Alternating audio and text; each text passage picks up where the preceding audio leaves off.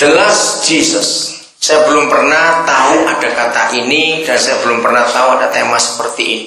Sudah ratusan kali, banyak kali saya diundang jadi pembicara retreat, KKR, seminar apa saja.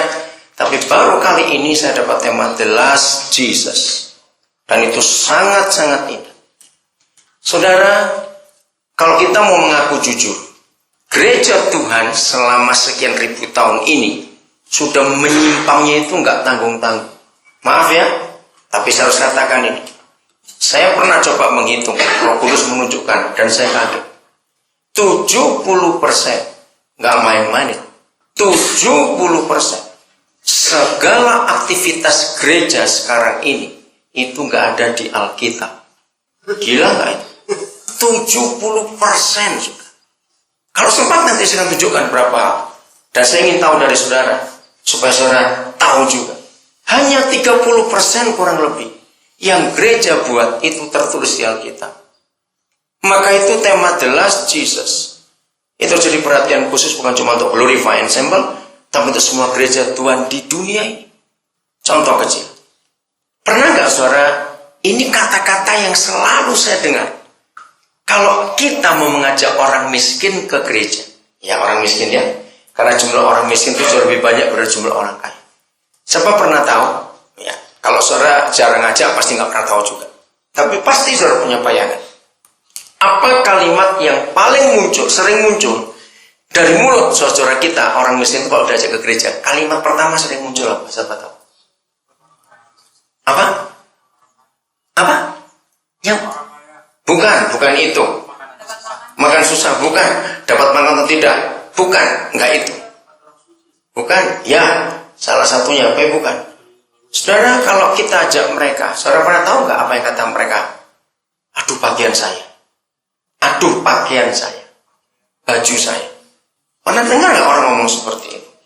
Nah, apa kesan mereka terhadap gereja kalau begitu? Sombong, apalagi eksklusif, betul. Kesenjangannya jauh. Gereja tempat orang kaya. Bayangkan, di mata orang miskin, gereja itu seperti itu.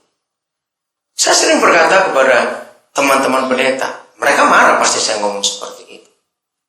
Kalau kalian bangun gedung gereja yang besar-besar, itu membuat yang mayoritas itu tersinggung dan marah. Kira-kira kenapa? Makin besar gedung gereja yang dibangun oleh gereja, itu makin menyakiti hati yang mayoritas. Kenapa? Ayo, ini kita mesti mikir. Kenapa ya? Kenapa? Kenapa ayo? Apa? Dibagi ke mereka buat makan, bukan. Gini jawabannya betul. Saudara, karena saya sering interaksi dengan mereka, maka itu saya tahu hati mereka. Dengarkan. Kalau kita bangun gedung gereja yang besar, mereka itu langsung tahu. Kita berharap yang isi gedung itu adalah mereka. Loh, betul tidak? Loh, renungkan dia atau tidak? Siapa lagi? Untuk siapa kita bangun gedung sebesar gede-gede itu? Kalau bukan kita harapan mereka untuk masuk. Nah, ini kan masalah besar. Nah, kita lihat kisah Rasul contohnya. 28 pasal kisah para Rasul. Saudara, tidak pernah satu kali pun ya, Petrus sebagai pemimpin, Yohanes, orang-orang hebat yang pernah tinggal dengan Tuhan Yesus, enggak ada satu ayat pun di dalam seluruh pasal kisah para Rasul yang menuliskan mereka berdoa semalam, mereka doa puasa untuk beli tanah buat panitia pembangunan. Enggak ada satu kali pun. Nah, ini bukti. Ada arsitek di sini? Siapa arsitek? Eka. Maksud cuma satu? Maksud cuma satu segini banyak? Tapi yang lain apa ini? Dengarkan. Seorang kontraktor tidak akan bisa membangun tanpa blueprint. Betul tidak? Nah, saudara, kalau kita ingin lihat blueprint gereja, maka kisah para rasul adalah jawabannya. Jadi kalau kita ini mau jadi gereja yang benar, maka kita harus melihat seluruh kisah para rasul. Coba kita lihat kisah Rasul 2:41. Cepat ya. Kisah Rasul 2:41. Bagaimana Tuhan menunjukkan kepada kita dan kepada dunia hati yang sesungguhnya, bukan pada fasilitas. Silakan dilihat berapa jumlah orang yang pertama menjadi anggota gereja pertama di dunia ini. Ayat itu bilang berapa? 3.000. Ingat sebelumnya ada 120 murid. Jadi gereja pertama lahir di hari Pentakosta itu jumlahnya 3.120 orang. Besar atau sedikit jumlah sebesar itu? Besar sekali. Oke. Ayat 47. Perhatikan. Berapa kali seminggu? Ayat itu banyak baca. Berapa kali seminggu? Tiap-tiap hari. Surga ngapain? Iya, ayo baca. Surga ngapain tiap-tiap hari? Menambahkan apanya? Jumlah orang yang diselamatkan. Saudara lihat, gereja sekarang isinya simpatisan. Betul nggak? Bukan orang yang diselamatkan. Bimas Kristen pertama yang saya dengar dengan tegas berkata, itu almarhum Bapak Adriana Yunus yang dari Bandung, Jawa Barat. Adilana Yunus ya. Saya kaget berapa tahun yang lalu di hadapan pendeta-pendeta di Bandung dari semua gereja. Pak Adriana ini berkata sangat kaget. Maka itu saya salut pada dia. Dia berkata begini waktu itu. Ternyata jumlah orang Kristen itu nggak bertambah secara signifikan sejalan dengan signifikannya pertambahan jumlah gedung gereja dan tempat ibadah. Artinya apa? Jadi tempat kebaktian, gedung gereja itu makin hari cepat sekali pertumbuhannya. Tapi jumlah orangnya itu tidak. Itu artinya apa? Ayo, cepat artinya apa? Mereka cuma pindah. Nah itu kan sedih sekali. Ayo kita hitung terus. Kalau hari pertama langsung 3.000 orang bertobat.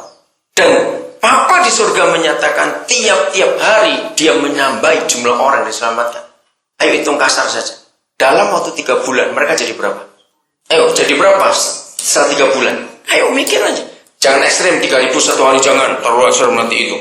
Kira-kira tiap-tiap hari Tuhan menambahi jumlah mereka dengan orang yang diselamatkan. Dalam 3 bulan jadi berapa? Kira-kira 10 ribuan. Kira-kira bisa lebih. 8 bulan, setahun, sampai kisaran 9, 12, terus perkembangan luar biasa. Saudara sangat heran, tidak ada satupun ayat yang menulis mereka cari gedung untuk ibadah. Lalu apa yang mereka buat? Ini kita harus tahu. Maaf, lihat gereja zaman sekarang. Saya tuh kaget kemarin kami ada pertemuan di Bandung. Kagetnya begini, ternyata sekarang ini ada istilah kerennya konsultan gereja. Saya tanya itu apa? Jadi ada sekelompok orang yang membentuk lembaga. Jadi betul-betul lembaga, istilahnya itu seperti apa ya? Ya lembaga. Jadi dibayar, ini profesional. Jadi kalau ada gereja ingin buka di satu kota, cari konsultan ini. Lalu mereka punya tarif. Targetnya mau berapa banyak orang. Makanya itu. Yang benar saya bilang iya. Di Bandung sudah berdiri 3 gereja baru dengan jasa konsultan ini. Jadi pakai IO begitu. Langsung mereka akan ngatur siapa musiknya, siapa artisnya, siapa gedung di mana. Dan mereka bisa datangkan orang hari itu mau berapa? 500, 750, 1000 atau 2000. Saya baru dengar kemarin. Langsung dalam pikiran saya, awas sampai Glorify Ensemble mau diundang oleh orang itu. Ngerti maksudnya? Untuk menjadi rame-ramenya. Jadi mereka itu dibayar. Gereja sekarang pakai cara itu. Kemarin saya baru dengar. Di Bandung. Kasihan Tuhan Yesus. Makin dari makin jelas. Bisnis gereja itu makin luar biasa. Nah, maka itu the last Jesus adalah jawaban, katakan. Ya, the last Jesus adalah jawaban. Lagi sekali. The last Jesus adalah jawaban untuk menyelesaikan penyelewengan gereja sejahat ini. Lalu apa yang saudara-saudara kita di Kisah Rasul itu utamakan? Nanti kita ketemu jawaban. Nomor 2. Mereka perlu transport tidak untuk mereka mengabarkan Injil itu? Ayo kira-kira perlu transport tidak? Sarana itu sangat perlu.